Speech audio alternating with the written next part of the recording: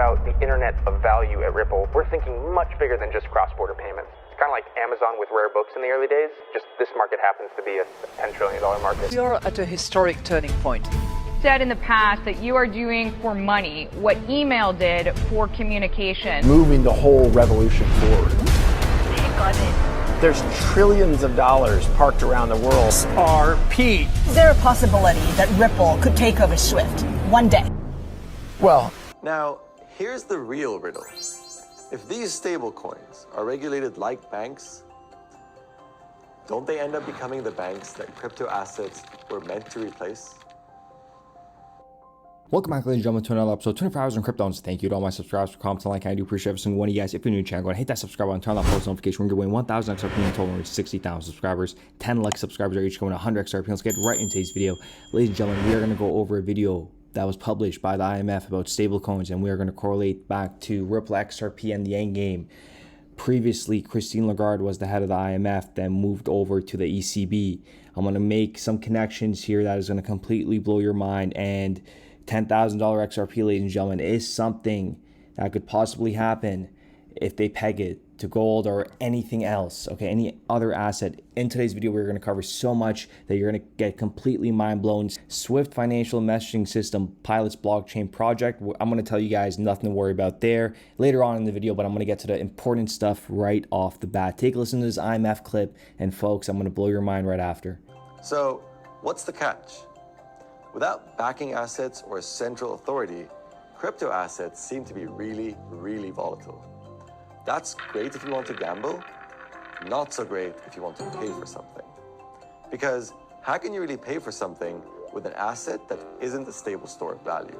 Enter the stablecoin, a crypto asset built on the blockchain, but usually with a centralized issuer. While the value of crypto assets like Bitcoin is determined by supply and demand, stablecoins aim to have value by being pegged to another asset in one of two ways. The first is by backing the stablecoin with another asset, like the dollar, the euro, or even a commodity like gold. In theory, keeping a one-to-one parity. But wait a minute, doesn't this go against the founding premise of crypto? Maybe, but it also allows users to stay in the crypto universe without all the volatility. The second way stablecoins try to maintain value is through an algorithm, a formula that automatically raises and lowers the total number of a given asset in response to supply and demand to keep the price at or near par. One danger with stablecoins is market shocks.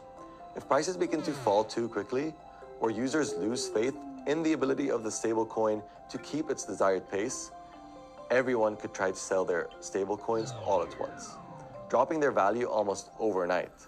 There are a few famous examples of stablecoins that have crashed over the years. Some people lost all their savings after relying on something they believed had a fixed value. So, is this the end of the stablecoin story? We can't really be sure. Some still see the promise. They think that stablecoins have the potential to increase access to financial services and become a viable payment method.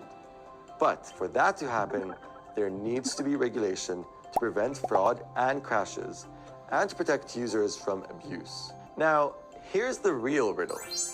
If these stablecoins are regulated like banks, don't they end up becoming the banks that crypto assets were meant to replace? And you see how they're talking about the regulation as well, ladies and gentlemen. And folks, listen to this. Stablecoins, an introduction and recommendation for the European Union. This is from the Digital Euro Association. And this is the head of the ECB, okay? This is what the ECB would look over. And if you guys recall, Ripple is a part of the Digital Euro Association. And let's get into the bullish part from here.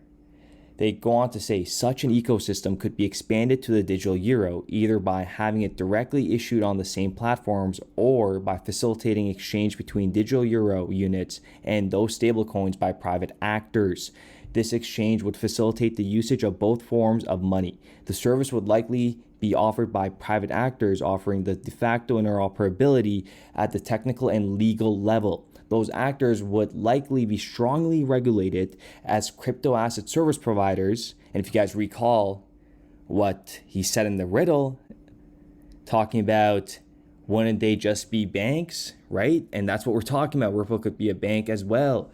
And as financial institutions, they may be the stablecoins issuer themselves. And he talked about it being centralized, especially if they are reserve-backed stablecoins. Ladies and gentlemen, oh my goodness, what are we going into? And if you guys remember Jerome Powell right here.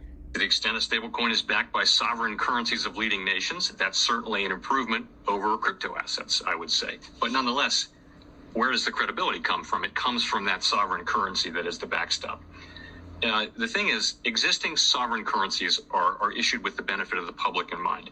The potentially fast and wide adoption of a global stablecoin, potentially a global currency governed only by the incentives of a private company, is something that will deserve and will receive the highest level of regulatory expectations.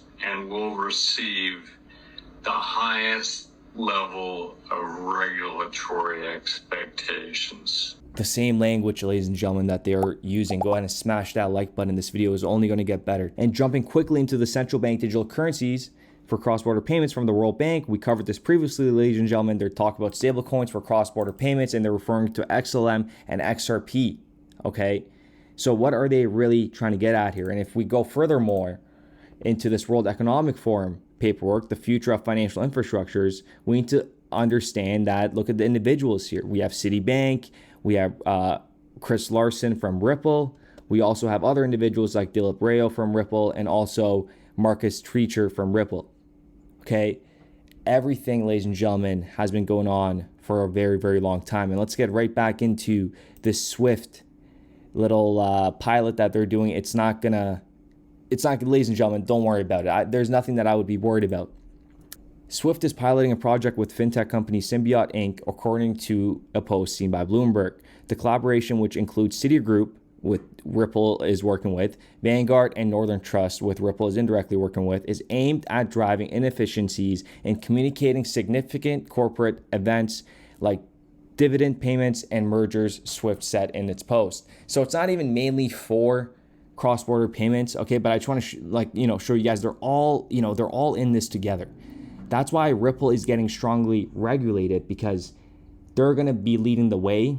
And what Jerome Powell said, they need to be strongly regulated so they could look at them as some sort of, these are what these guys are at, and we got to go play by their books, okay? Like the market leaders more so. So getting on to Symbiote, okay? So we have Standard Chartered teams up with Northern Trust to launch crypto custody business, okay? Because these are the individuals that are involved, ladies and gentlemen, okay? Standard Chartered pushes for wider adoption of RippleNet across Asia 4 years ago, but that is okay, because watch this. It indirectly correlates, because we have Ant Group involved as well. Standard Chartered completes strategic investment in Ripple. Okay, that's fine. Standard Chartered completes a live transaction on Ant Group blockchain platform. Wow, everyone's probably wondering what is going on here. I thought they were using Ripple. But let's fast forward to 2C2P and Ant Group enter strategic partnership to further digital payment adoption and innovation in Southeast Asia amid regional economic recovery. And if you guys remember, 2C2P partners with Niam and Ripple to expand remittance service in Southeast Asia. Right? So Ant Group could be still going indirectly through Swift. So do you guys see how this all correlates? RippleNet member 2C2P has inked a strategic partnership with Ant Group, the parent company of Alipay, according to a recent published press release we just covered, okay? So, ladies and gentlemen, let me know what you guys think in the comments down below of today's episode, but just know that it's going to be a wild finish for the XRP community. And we'll be back with another episode. I think what we're building has, it's solving a real problem. And I think all of the tokens, my advice to anybody would be, understand the utility. If there's real utility and there's real value being delivered to a real customer, there will be value in the token.